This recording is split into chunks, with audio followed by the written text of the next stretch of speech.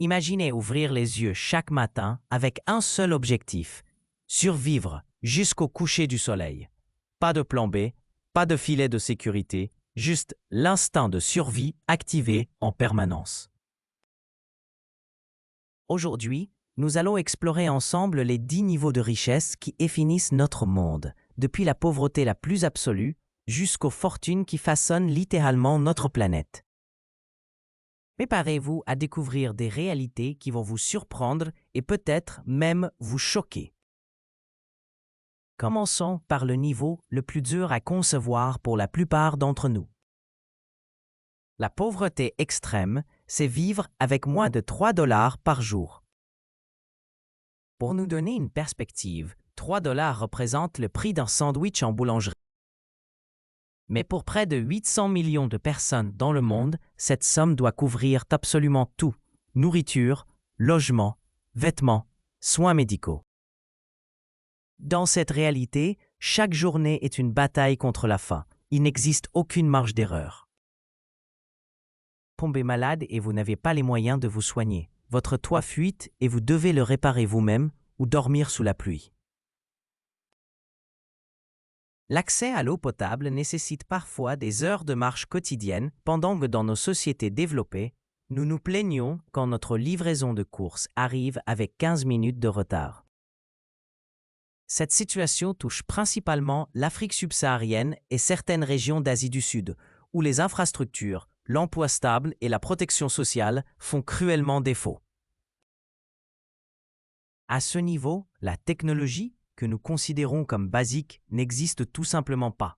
Pas d'Internet, pas de smartphone, pas même d'électricité fiable. Le temps se mesure différemment quand chaque heure est consacrée à chercher de quoi manger avant la nuit. Montons d'un cran vers le deuxième niveau, la pauvreté modérée. Ici, nous parlons de revenus entre 3 et 7 $ par jour selon les pays. C'est techniquement mieux, mais la précarité reste omniprésente. Ce niveau concerne des millions de familles en Inde rurale, au Bangladesh ou même dans certaines régions d'Europe de l'Est. Avec ce budget, les repas deviennent plus réguliers. Le dîner n'est plus systématiquement incertain, même s'il reste très simple. Beaucoup de riz, quelques légumes, rarement de la viande. L'illusion de stabilité s'effondre dès qu'un imprévu surgit. Une grippe qui vous empêche de travailler 3 jours et c'est la chute libre immédiate. Un emploi saisonnier qui se termine plus tôt que prévu provoque le même résultat. Socialement, vivre à ce niveau ressemble à utiliser un vieux téléphone à touche en 2025. Techniquement, il fonctionne parfaitement, mais autour de vous, tout le monde vit avec des applications, des vidéos, des réseaux sociaux. Vous restez coincé dans une version simplifiée de la société moderne. 1 milliard de personnes vivent exactement dans cette zone vulnérable, constamment menacée par la moindre crise sanitaire ou hausse des prix. Le troisième niveau nous amène vers la classe ouvrière précaire. Imaginez partager un abonnement Netflix à 4, où tout le monde profite du service sans vraiment avoir les moyens de le payer individuellement. C'est exactement la métaphore de ce niveau de vie. Rien n'est totalement inaccessible, mais presque tout nécessite des calculs, des sacrifices ou de la chance. Ces personnes travaillent, souvent beaucoup, dans la restauration, la logistique, l'entretien ou des emplois à temps partiel qui changent selon les saisons. Malgré leurs efforts, elles vivent constamment avec la peur du chômage, d'une facture d'énergie qui explose ou de l'inflation qui dévore leur budget. La sécurité de l'emploi reste un rêve lointain. Le dilemme quotidien typique, choisir entre payer la facture d'électricité ou faire les courses correctement. Les deux sont nécessaires, mais le budget ne permet pas toujours de tout couvrir. Une hausse soudaine du prix du gaz ou un loyer qui augmente transforme immédiatement le quotidien en suite de calculs pour survivre dignement.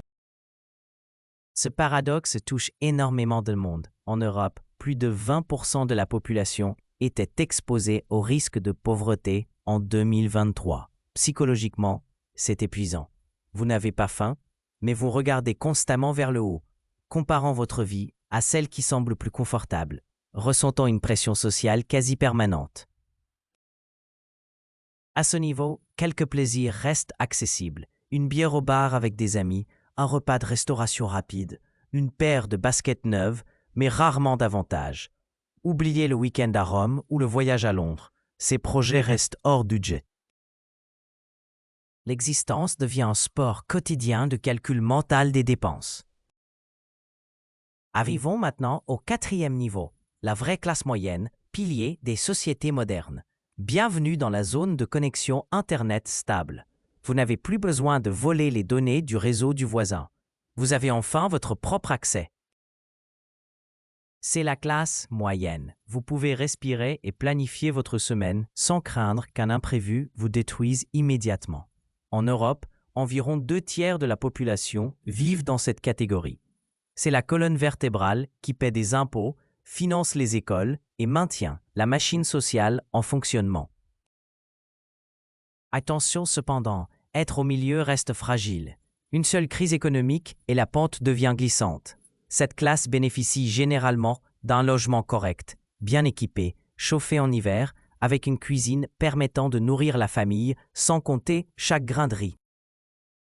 Ce mode de vie permet de faire des choix, changer une voiture d'occasion tous les 10 ans, partir une semaine par an en vacances, souvent avec des vols à bas prix.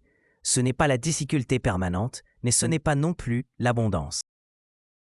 Le budget reste encadré et chaque dépense importante se discute en famille comme une décision politique majeure.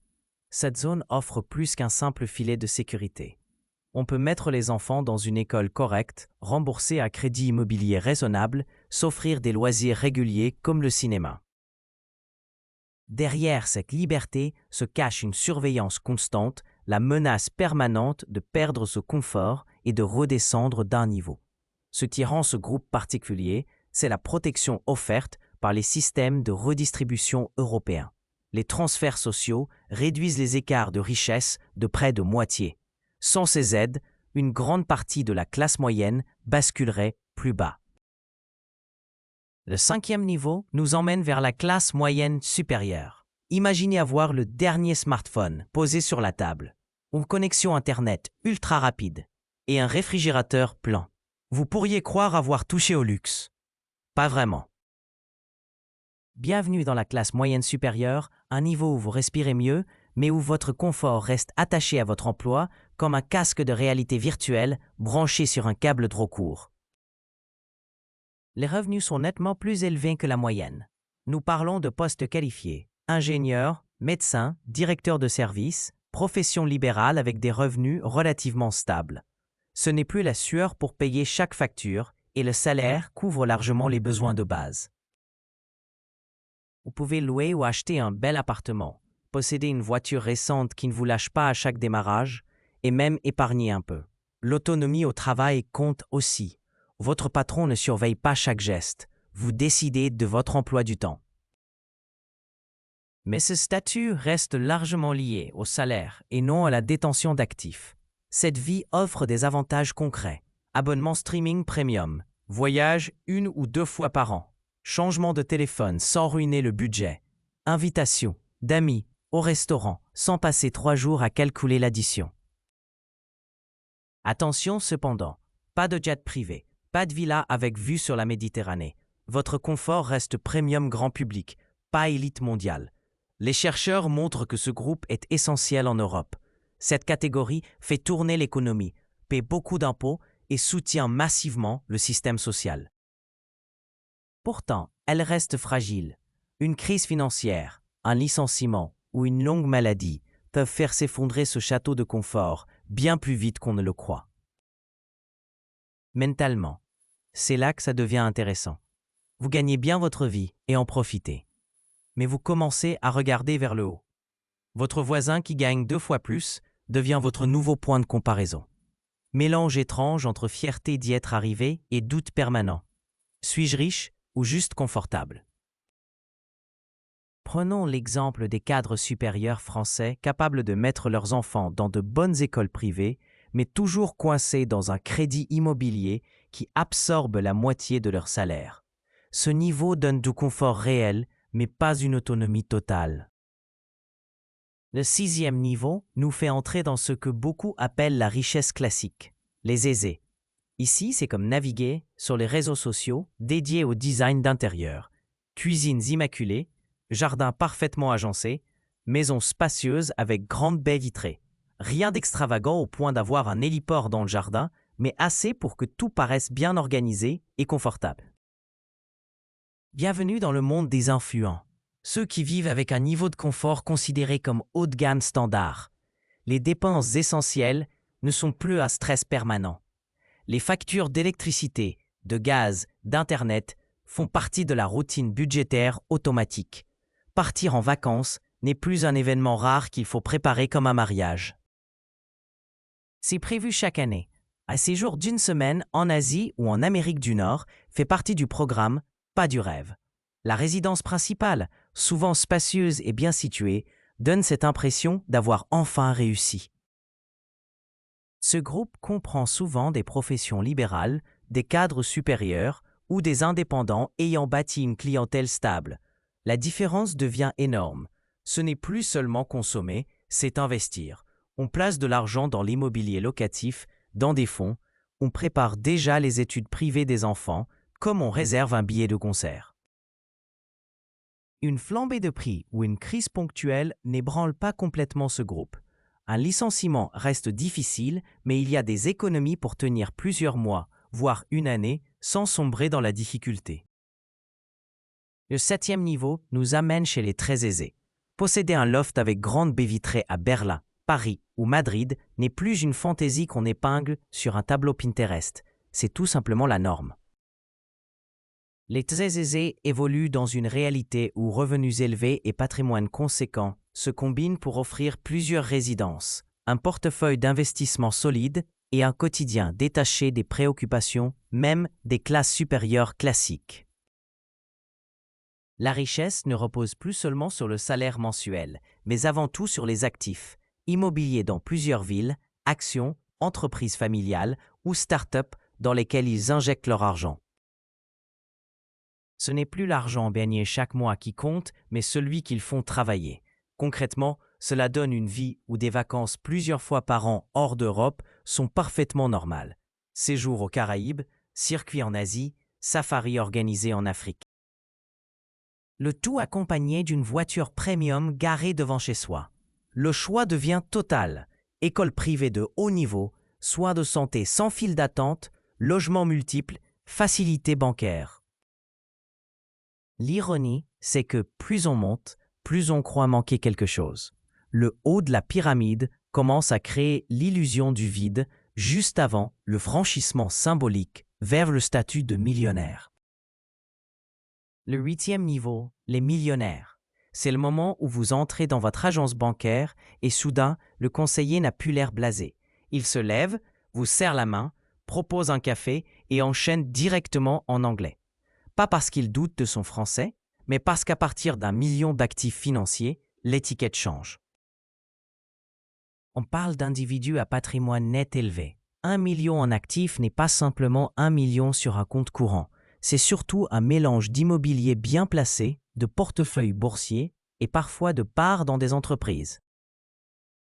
Ce n'est pas mystérieux. C'est une organisation méthodique qui fait tourner la machine à richesse comme une horloge suisse. L'argent n'est plus seulement gagné au travail, il est produit par le patrimoine.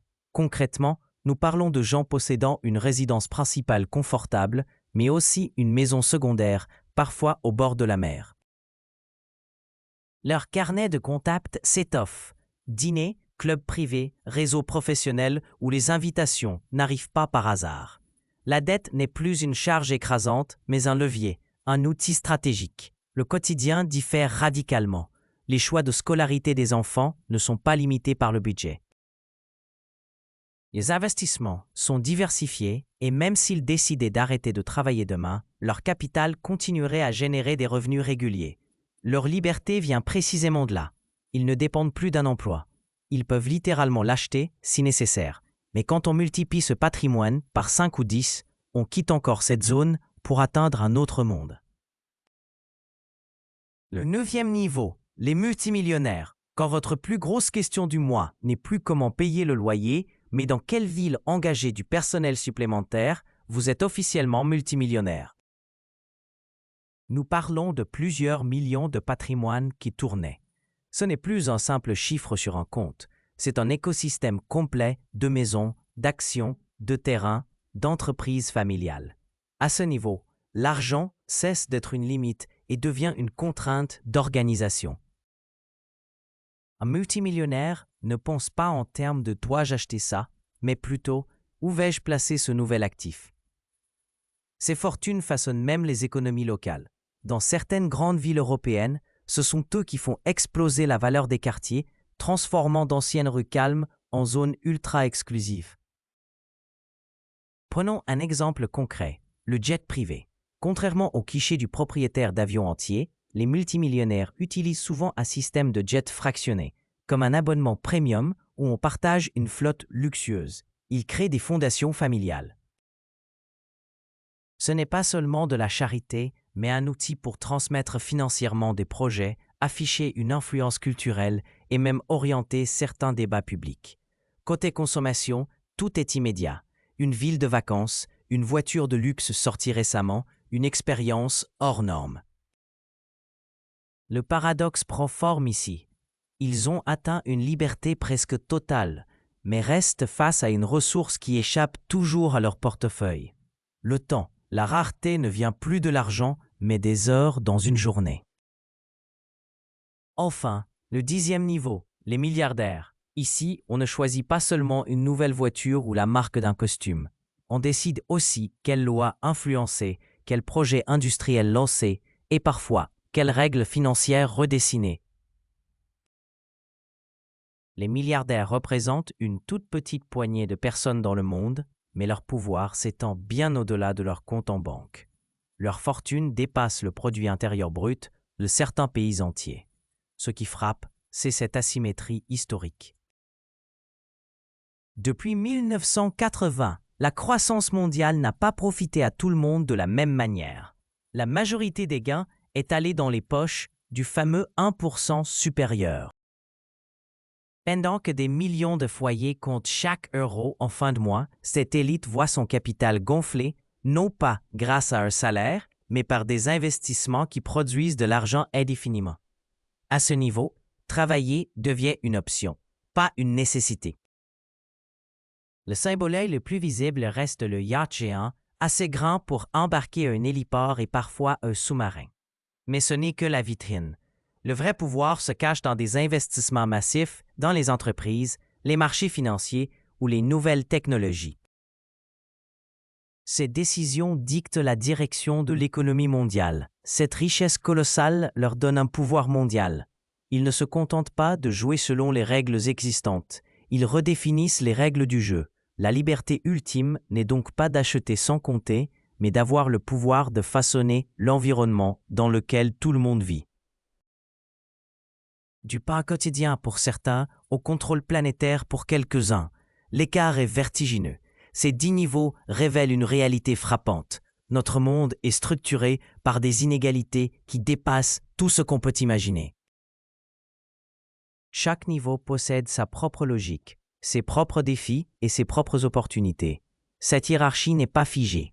L'histoire nous montre que les sociétés peuvent évoluer, que les politiques publiques peuvent réduire ces écarts, que l'innovation peut créer de nouvelles opportunités. Mais comprendre ces niveaux reste essentiel pour saisir les enjeux de notre époque. La question qui reste ouverte, dans quel monde voulons-nous vivre? Un monde où ces écarts continuent de se creuser ou un monde où chaque niveau offre des perspectives d'amélioration réelles? La réponse dépend de nous tous, à notre niveau respectif. Cette exploration des 10 niveaux de richesse nous rappelle une vérité fondamentale. Derrière chaque statistique se cachent des vies humaines, des rêves, des défis quotidiens. Que vous vous reconnaissiez dans le 3e, le 5e ou le 8e niveau, l'important reste de comprendre que nous faisons tous partie d'un système plus grand que nos expériences individuelles. Si cette vidéo vous a ouvert les yeux sur ces réalités, partagez-la autour de vous. La compréhension de ces mécanismes est le premier pas vers un monde plus équitable. Et vous, à quel niveau vous situez-vous? Dites-le moi en commentaire et surtout, restez curieux du monde qui vous entoure.